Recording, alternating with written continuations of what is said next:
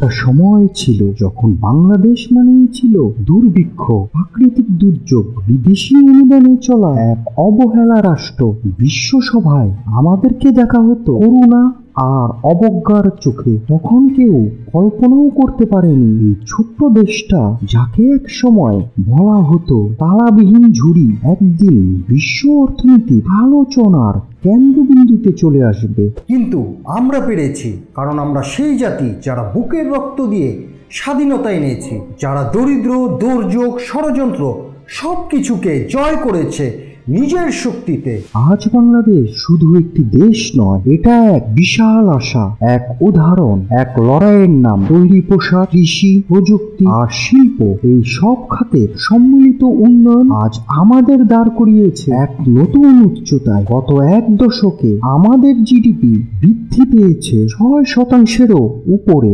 এশিয়ার অনেক দেশকে পেছনে ফেলে আমরা আজ এগিয়ে চলেছি নিজের গতিতে, নিজের সাহসে। এই প্রেক্ষাপটে এখন প্রশ্ন উঠেছে, বাংলাদেশ কি প্রস্তুত বিশ্বের অন্যতম শক্তিশালী অর্থনৈতিক জোট আসিয়ান এর পূর্ণ সদস্য হতে? আসিয়ান একটা বাণিজ্যিক জোট যার 10টি দেশের সম্মিলিত অর্থনীতি বিশ্বের 9% প্রতিনিধিত্ব করে। একটা বিশাল বাজার যার মধ্যে 65 কোটি মানুষের বসবাস। কিন্তু এত বড় সম্ভাবনার দোরগোড়ায় দাঁড়িয়েও আমরা এখনো সীমিত। আমাদের বৈশ্বিক বাণিজ্যের মাত্র 10% হয় আসিয়ানভুক্ত দেশগুলোর সঙ্গে। অন্যদিকে ইউরোপের সঙ্গে হয় 31% এবং অন্যান্য এশিয়ান দেশের সঙ্গে 42%। অথচ ইতিহাস সাক্ষী দেয়, যখনই বাঙালি সুযোগ পেয়েছে সে তার মেধা, পরিশ্রম আর সাহসে ইতিহাস লিখেছে। আসিয়ান সদস্য হলে কি লাভ বাংলাদেশ পাবে? প্রথমত, আমরা পাবো বিশাল এক অভিন্ন বাজারে প্রবেশাধিকার। আমাদের পণ্য যাবে মালয়েশিয়া, ইন্দোনেশিয়া, থাইল্যান্ডের মতো দেশে, যা আমাদের রপ্তানি আয়কে বহুগুণে বাড়াবে। দ্বিতীয়ত, আমাদের শ্রমিকেরা যারা দেশের মাটির ঘামে দেশের অর্থনীতি টিকিয়ে রাখছে, তারা পাবেন আরো সুরক্ষা, অধিকার আর সম্মান। আজ মালয়েশিয়া, সিঙ্গাপুর, থাইল্যান্ডে হাজার হাজার বাংলাদেশি কাজ করছে।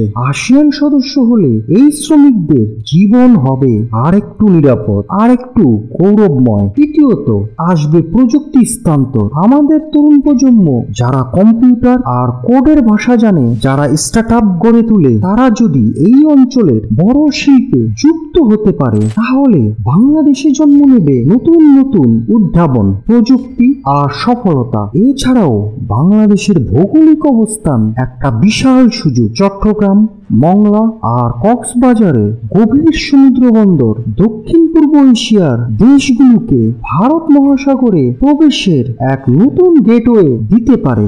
বাংলাদেশ হয়ে উঠতে পারে বাণিজ্যিক রোডের কেন্দ্রবিন্দু, যেখানে ভিড়বে জাহাজ, যেখানে গড়ে উঠবে নতুন নতুন শহর, নতুন অর্থনীতি। কূটনৈতিক ক্ষেত্রেও বাংলাদেশ আজ নতুন উচ্চতায়। একটা সময় ছিল আমরা শুধু চেয়ে থাকতাম অন্যের দিকে, কিন্তু আজ আমাদেরও বলার মতো অবস্থান আছে। ডক্টর ইউনূসের মতো একজন বিশ্ববরেণ্যের সম্মানিত ব্যক্তির নেতৃত্বে আন্তর্জাতিক পরিমণ্ডলে বাংলাদেশের ভাবমূর্তি আরো উজ্জ্বল হয়ে উঠেছে। তিনি শুধু একজন নোবেল বিজয়ী না, তিনি বাংলাদেশের প্রগতিশীল ভাবমূর্তির প্রতীক। অন্যদিকে দক্ষিণ এশিয়ার ভারতের একক আধিপত্য এখন প্রশ্নের মুখে। নেপাল, শ্রীলঙ্কা, মালদ্বীপের মতো দেশগুলো এখন বিকল্প পথ খুঁজছে। বাংলাদেশ হতে পারে সেই বিকল্প, সেই সেতু বন্ধন। একটা সময় বলা হতো বাংলাদেশ শুধু দক্ষিণ এশিয়ার অন্তর্ভুক্ত, কিন্তু আজ বাস্তবতা বলছে বাংলাদেশ দক্ষিণ ও দক্ষিণ পূর্ব এশিয়ার মধ্যে একটি কৌশলগত শক্তি, এক নতুন কানেকশন, এক নতুন গর্ব।